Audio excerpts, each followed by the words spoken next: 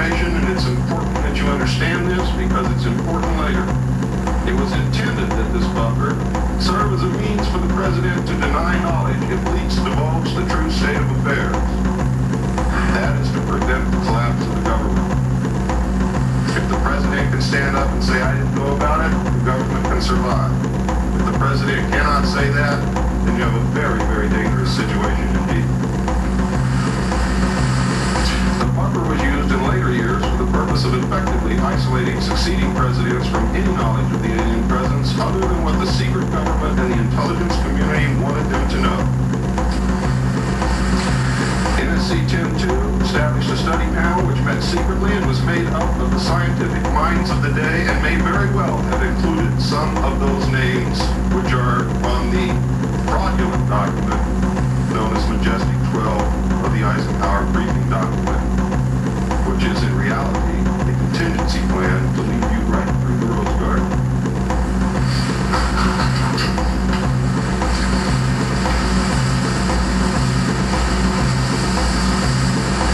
The study panel was not called NJ12.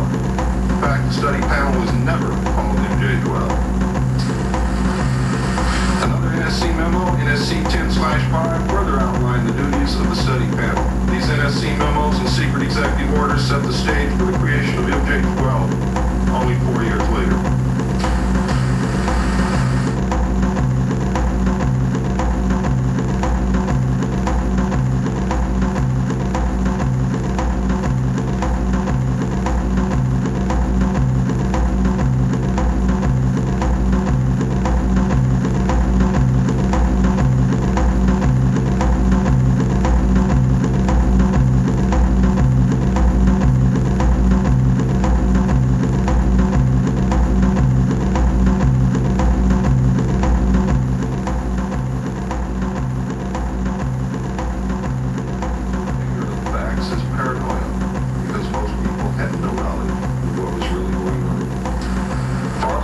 Said to have suffered a mental breakdown and was admitted, they say, actually he was committed to Bethesda Naval Hospital against his will.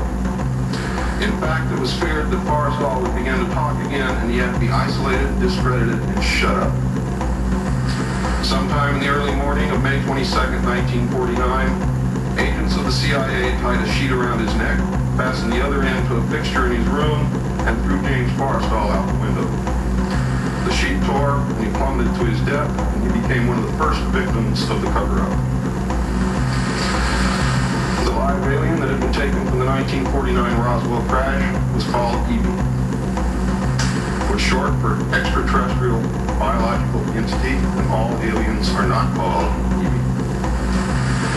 EB had a tendency to lie, and for over a year would give only the desired answers to questions asked.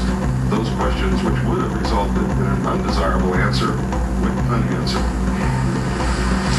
At some point during the second year of captivity, he began to open up, and the information derived from EB was startling, to say the least. And this compilation of his revelations became the foundation of what would later be finished, called the Yellow Book. Photographs were taken of EB, which among others, I and Bill English were to view years later in Grudge 13.